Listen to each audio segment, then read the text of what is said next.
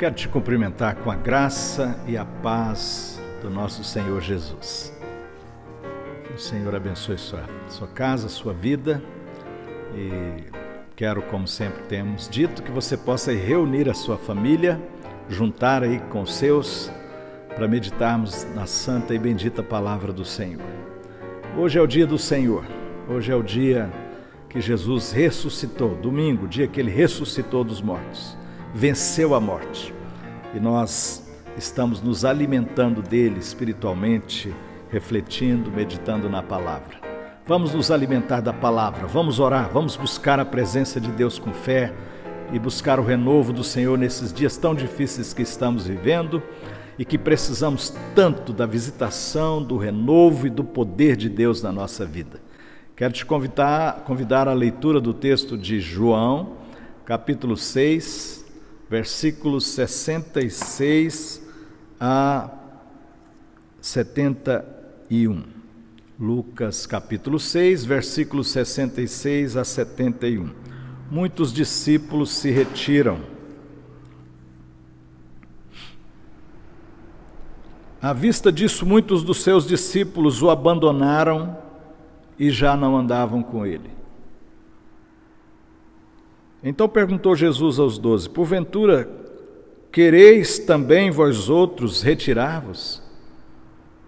Porventura vocês também querem ir embora?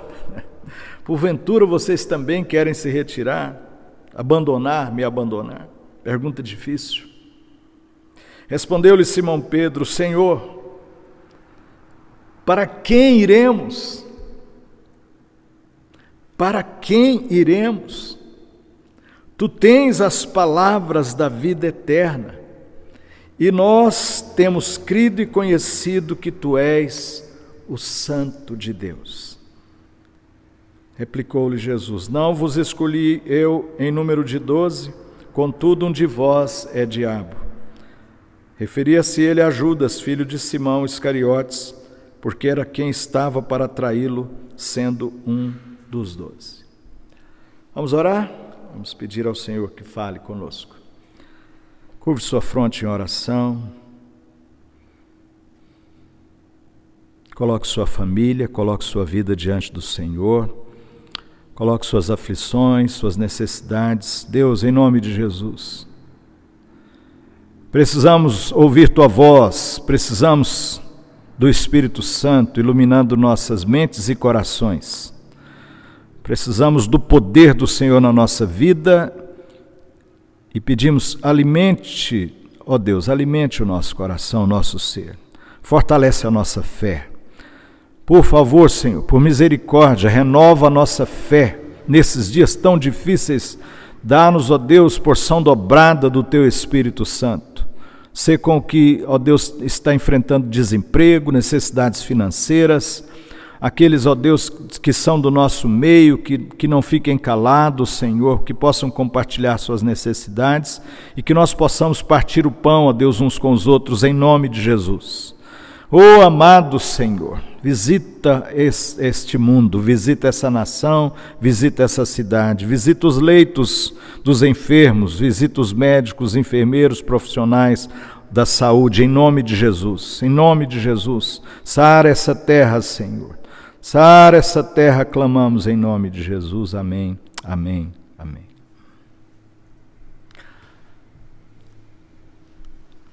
Para onde iremos? Para quem iremos?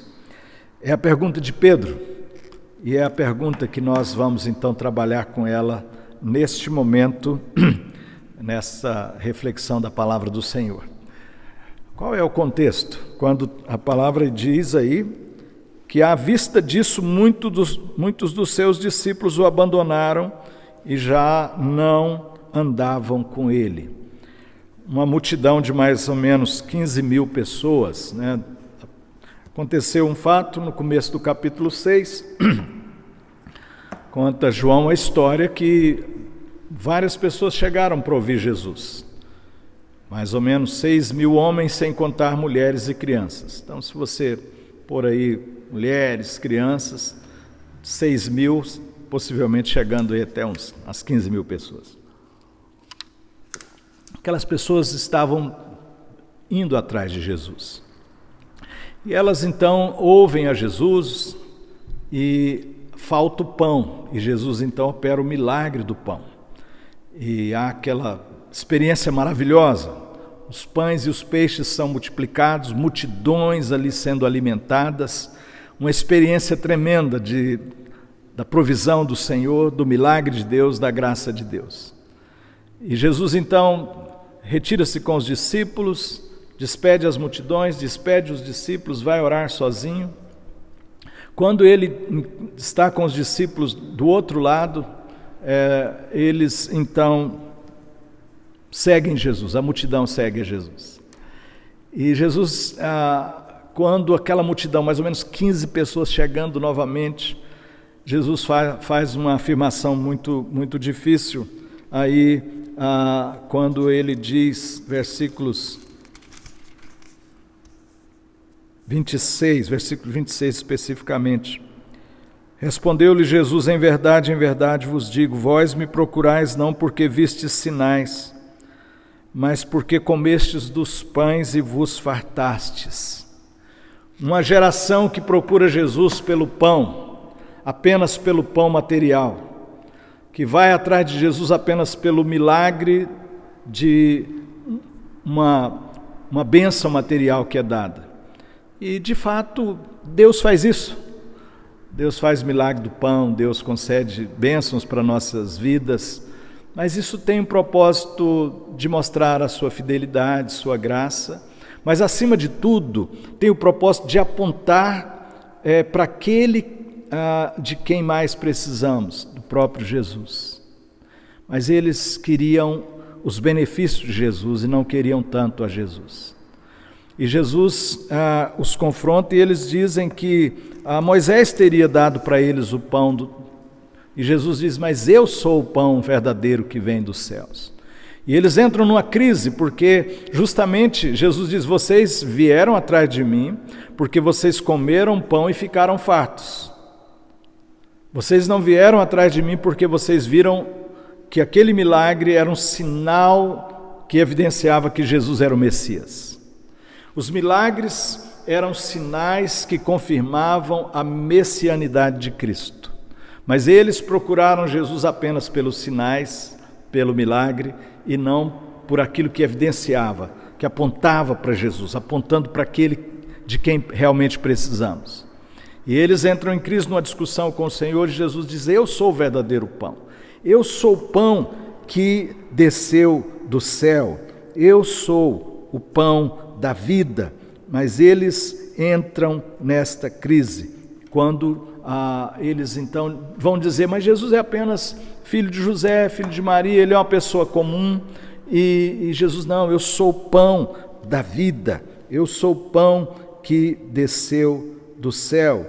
E nós encontramos o ponto que eles começam a se escandalizar, entram nessa crise, e aí no versículo 63, o Senhor, 60, olhe por favor, versículo 60. Muitos dos seus discípulos, tendo ouvido tais palavras, disseram: duro é este discurso, quem o pode ouvir? Qual o discurso, queridos, que eles estavam ouvindo? Que Jesus era o verdadeiro maná, o verdadeiro pão dos céus, o pão da vida, que quem não se alimentasse de Jesus não teria vida com ele. E esses chamados discípulos, porque seguiam a Cristo, mas eram discípulos sem uma conversão, sem um novo nascimento, eles estão seguindo Jesus por causa do pão, por causa do vil material. Mas eles dizem: esse discurso é duro, esse discurso é duro. Mas Jesus, sabendo disso por si mesmo, que murmuravam a respeito das suas palavras, interpelou-os: isto vos escandaliza? Que será, pois, se virdes o Filho do Homem subir para o lugar onde primeiro estava? O Espírito é que vivifica, a carne para nada aproveita. As palavras que eu vos tenho dito são Espírito e são vida. Contudo, há descrentes entre vós, pois Jesus sabia desde o princípio quais eram os que não criam e quem o havia de trair. E prosseguiu: por causa disso é que vos tenho dito, ninguém poderá vir a mim se pelo Pai não lhe for concedido. E o que aconteceu então? À vista disso, desse escândalo, à vista da cegueira espiritual, diante do fato de procurarem Jesus apenas pelo pão, pelo milagre, tendo em Jesus apenas um milagreiro, alguém que pudesse dar bens materiais, para uma vida acomodada, inclusive, nem precisando trabalhar, né? Porque só vindo pão material dos céus. Mas Jesus diz: eu sou o verdadeiro pão, eu sou o pão da vida. Mas eles estavam com os olhos tapados, cegos, e eles não podiam ver quem de fato era Jesus. Por isso, endurecidos os corações, eles foram embora. Eles começaram a se retirar. E aqui é uma cena interessante, uma cena que me desafia muito como pastor. E eu quero falar para a Igreja Esperança a importância de olhar para esse texto e refletir sobre o que estamos refletindo. Para onde iremos? Para onde iremos? Aquelas pessoas decidiram abandonar Jesus. Os seus olhos espirituais não foram abertos. E eles, cegos, foram embora e começaram a ir. Agora imagine o seguinte: Jesus estava com aqueles 12 discípulos, depois com os 70, agora tem uma multidão, 15 mil pessoas. 15 mil pessoas seguindo a Jesus, felizes, porque comeram do pão, viram o milagre, viram o poder de Deus. Mas eles não conseguiram ver quem era de fato o que fez o milagre. Não conseguiram perceber quem de fato estava ali, e cegos começaram a ir embora. Abandonaram a fé, abandonaram Jesus, abandonaram o discipulado. Todos abandonaram a Jesus. E aí, queridos, de repente, eu fico olhando para aqueles 12 e olho para mim, se eu estivesse ali, talvez eu fosse lá: Senhor, vamos maneirar um pouco o discurso, está muito duro, porque eles estão dizendo que é duro esse discurso, é duro de ouvir. Deixa eu dizer uma coisa para você, querido irmão e irmã: Jesus não vai mudar o discurso para atrair multidões. Jesus não vai abrir mão de quem de fato Ele é para atrair pessoas para a igreja. E se tem gente fazendo isso, nós não devemos fazer isso. A Igreja Presbiteriana tem procurado zelar por isso, por expor as Escrituras, expor quem é Jesus. E aqueles que não entendem quem de fato é Jesus e que estão atrás apenas de milagres, atrás apenas de pão ou de materialismo, que Jesus fique dando as coisas, e não querem conhecer de fato Cristo vivo, seu perdão, sua graça, sua misericórdia, e vão embora. Às vezes nós sofremos, porque queremos que a igreja cresça, né? Imagina uma igreja com 15 mil pessoas agora, e de repente o povo está indo embora porque o sermão é duro, porque o sermão é firme, né? Então já fiz essa pergunta aqui na Esperança uma vez: e quando o sermão é firme? E quando o sermão te chama a uma posição? Como é que você está andando com Jesus? Quem é Jesus para você? E aí Jesus se volta então para os 12 e pergunta: vocês querem ir também? Vocês querem também? É como se Jesus estivesse insistindo: eu não vou mudar o discurso, porque o discurso sou eu mesmo. Cristo é o próprio centro da pregação. Cristo é o próprio centro da vida da igreja. Cristo é o centro da teologia, Cristo é o centro da história, Cristo é o centro da nossa vida, Cristo é o centro da fé. Jesus não mudou o discurso, a igreja não pode mudar o discurso. Vocês querem ir também? Me arrepia, né? Se eu estivesse pondo vocês na parede com essa pergunta, mas eu quero te convidar a você mesmo refletir diante do Senhor, ao invés de também ser uma palavra tão dura aqui da minha parte, mas uma palavra que nos chama, sim, queridos, à reflexão. Olha a resposta de Pedro, que é uma pergunta, e uma pergunta retórica, não é? Pedro faz essa pergunta que então é o título da nossa mensagem: para quem iremos? Para quem iremos? Quero te perguntar então, com muito temor e no amor de Cristo, para quem hoje, no meio dessa pandemia, de frustrações, de depressão, de crise política, a gente não sabe nem de que lado fica, tem hora que você está lá de cá e o negócio está terrível, manipulações terríveis acontecendo, guerra espiritual a um nível terrível. Nunca vimos tal circunstância como estamos vivendo. Para quem você vai? Para onde você vai? Jesus pergunta para os mais íntimos: vocês também querem ir? Querem me abandonar? Pedro faz essa pergunta retórica: para onde iremos, Senhor? Para onde iremos sem o Senhor? Para onde iríamos sem o Senhor? Quem conhece Jesus, queridos? Quem conhece Jesus como o pão da vida, o Salvador, o nosso Senhor, o nosso Deus, o Emanuel, o Deus conosco, nossa redenção, nossa vida, nossa luz, nossa esperança, só pode afirmar como Pedro: Senhor, para onde? Senhor, para onde?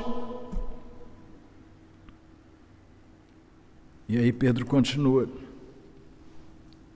para onde iremos, Senhor? Tu tens as palavras da vida eterna.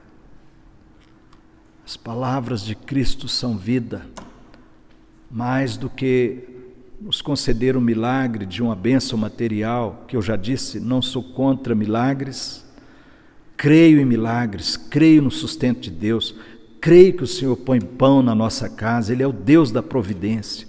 Mas é muito triste, queridos, quantos discípulos no mundo aí se dizem discípulos de Jesus, mas estão atrás de Jesus apenas pelo pão material, apenas atrás de mais uma bênção material, e brigam com Deus por uma bênção material, pelo pão, por dinheiro, por coisas, mas não se interessam de fato por uma vida mais intensa e profunda com aquele que tem as palavras da vida. Jesus tem a palavra da vida, e o que nós precisamos acima de tudo é de abraçar, é de tomar essa palavra da vida, em meio à pandemia, desesperança, tristeza, noite escura, noite longa, mas estamos firmados naquele que é a vida, e naquele que tem as palavras da vida eterna.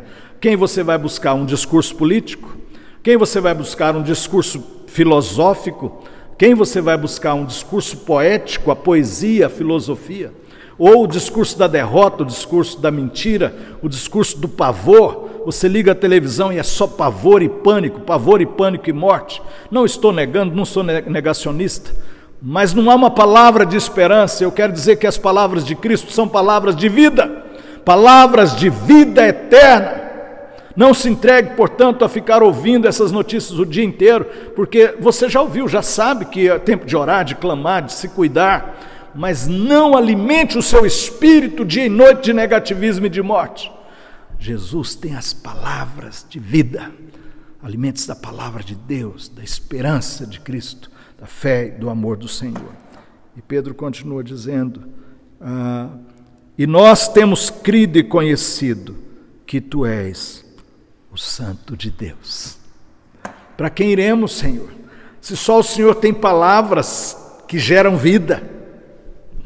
Para quem iremos, se nós temos crido e conhecido que Tu és o Messias, o Salvador, Tu és o Santo de Deus, o ungido de Deus. Quando Pedro disse aqui, tem uma questão muito importante para nós, cristãos históricos, conservadores. Nós também temos crido e conhecido a Jesus. Uma parte conhecemos pela obra do Espírito Santo na nossa vida, outra conhecemos pelo conhecimento da palavra, pelo testemunho destes homens, que foram as testemunhas oculares da vida, dos feitos de Jesus, da morte e ressurreição do Senhor. A nossa fé está firmada no testemunho dos apóstolos. O que Pedro está dizendo para Jesus tem uma importância imensa para ele, e tem uma importância histórica, eterna para a igreja. A nossa fé está firmada na fé dos apóstolos, no fundamento dos apóstolos, na confissão dos apóstolos. Porque foram testemunhas oculares, como João vai dizer, o que nós falamos e testificamos, nós apalpamos com as próprias mãos, nossos olhos viram. Então, o Evangelho fala de Jesus, e fala daqueles homens, testemunhas oculares, que viram o Senhor, que ouviram, que creram, que experimentaram do Cristo vivo. E hoje nós podemos dizer, então, diante da pandemia, diante das intempéries, da escuridão, dessa noite longa, eu tenho visto e crido que Jesus é o Senhor. Eu tenho visto, eu tenho ouvido, eu tenho crido. Jesus é o Messias, é o meu Salvador, é o meu Senhor. Amém, queridos? Ou seja, a palavra de Deus para nós nesse momento é a seguinte: é hora da gente renovar confissões de fé. Tem muita gente só falando de morte. Eu sei que a morte está aí, a morte está à porta, a morte está cercando. Mas não admite, querido, que a morte vai vencer. Nem morte, nem vida, nada poderá nos separar do amor de Deus que está em Cristo. E nós precisamos profetizar palavras de vida. Não é negacionismo, é assumir que a morte está aí, mas que ela não é vencedora. Nós temos que assumir a fé e profetizar e proclamar a fé na nossa casa, no nosso trabalho, não como crentes infantis, não como negacionistas, mas como gente de fé, como gente de Deus. Esse é o discurso. Cristo é a vida, Cristo tem palavras de vida, Cristo é a nossa razão de existir, Cristo é o nosso descanso, Cristo é a nossa esperança, Cristo é o caminho, Cristo é a verdade, Cristo é a vida. Dele ouvimos, nele cremos, nele temos crido, nele esperamos. Eu já dei esse testemunho aqui quando fui à Coreia do Sul. E ouvi um testemunho muito forte do pastor da primeira igreja presbiteriana de Seul. Nós tínhamos ouvido várias vezes, vários testemunhos, visitamos 36 igrejas e ouvimos 36 discursos sobre a história do avivamento na Coreia do Sul. E nós temos conhecimento do grande movimento de oração nas madrugadas e tudo. Mas aquele pastor falou: olha, vocês já ouviram muito esse testemunho, ele é verdade. Nós tivemos um sopro do Espírito Santo de avivamento de oração no nosso país. E ele faz parte desse testemunho da história do avivamento na Coreia do Sul. Mas tem um outro testemunho, que eu quero contar para vocês, destacar e honrar a história. Há vários anos a Coreia do Sul foi invadida pelo Japão. E o imperador era ateu e exigia ser adorado, e lealdade a ele. Portanto, perseguiram os cristãos, missionários que tinham plantado várias igrejas, e a história então de vários pastores é que eles não fugiram diante do imperador, e eles deram bom testemunho de Cristo, permaneceram em fé. Jesus não mudou o discurso no dia da perseguição. Continuou sendo a esperança, a vida, o pão da vida. E aqueles missionários, pastores, homens, líderes, mulheres, deram a sua vida permanecendo firme diante do imperador do Japão que invadiu a Coreia do Sul. E aquele testemunho de fé, de coragem, de perseverança impactou as gerações futuras. E aquele pastor disse: esse testemunho nós não podemos deixar morrer. De que houve um movimento sim de oração que o Espírito Santo fez na Coreia do Sul. Mas ele fez um outro movimento, um movimento de uma fé corajosa e viva, quando os missionários deram suas próprias vidas não negando sua fé. Isso fortaleceu poderosamente toda uma geração de crentes na Coreia do Sul. Meu amado irmão, minha amada irmã, nos dias difíceis nós precisamos reafirmar nossa fé, reafirmar nossa coragem de viver, reafirmar que Jesus é a nossa esperança. Nós temos ouvido e crido que Tu és o Santo de Deus. Jesus é a nossa esperança, Jesus é a razão da nossa vida. Quais são as aplicações e implicações desse texto para nós hoje? Já falamos um pouco, mas eu quero ressaltar. Como está seu coração? Estamos abalados, eu não vou mentir que temos dúvida, temos um certo nível de medo, de sair às ruas, esse medo que gera o cuidado, que a gente precisa ter cuidado. Mas eu quero ouvir essa palavra. Para onde iremos? Para quem iremos, Senhor? Só o Senhor tem palavras de vida. E nós temos ouvido e crido que Tu és o Santo de Deus, então nós não vamos para outro lugar, Senhor. Nós vamos permanecer contigo, Jesus. Nós vamos permanecer com o Senhor, vamos permanecer na fé, vamos permanecer na esperança, porque nem morte vai nos separar do amor de Deus que está em Cristo Jesus. Como é que está o seu coração? Talvez seja a hora de você dizer para o Senhor: para quem eu iria hoje, Senhor? Eu só tenho o Senhor. Não há outra filosofia, não há uma poesia, não há um cântico, não há materialismo, não há milagreiros que possam substituir o Senhor na minha vida. O Senhor é o meu cântico, o Senhor é a minha alegria, o Senhor é a minha salvação.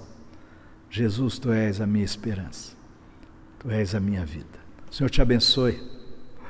O Senhor te dê esse renovo de fé, de paz, de esperança, esse descanso no Espírito de que a sua vida está em Cristo e nada poderá separar você do amor de Jesus, nem a própria morte, nem o medo, nem a pandemia, nada poderá nos separar do amor de Deus que está em Cristo.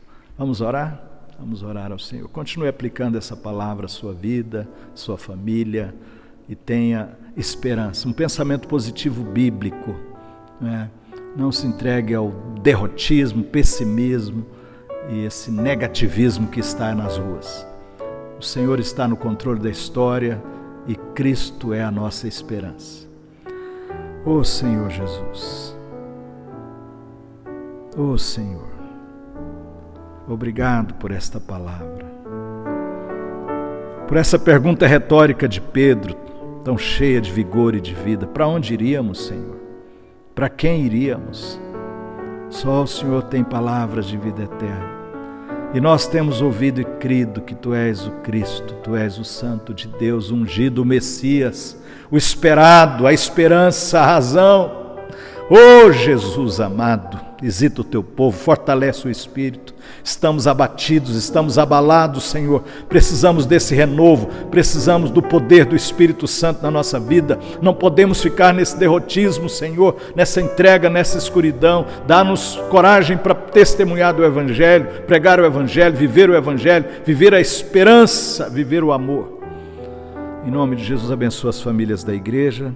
Abençoa a mãe da Sandra na sua enfermidade, abençoa o Rogério na sua enfermidade, abençoa, Deus, os que estão nos hospitais, abençoa, Deus, as famílias em suas necessidades financeiras, abençoa o desempregado, abençoa o desanimado, aflito, angustiado. Visita, Senhor, o Teu povo, visita com fé. Deus, visite o Teu povo no poder do Espírito Santo. Amém, amém, amém. Recebamos a bênção e que a graça do nosso Senhor Jesus Cristo, o amor de Deus, o nosso amado e maravilhoso Pai, e que a comunhão e as consolações do Espírito Santo sejam com todos vós, com todo o povo de Deus agora e para sempre. Amém, amém.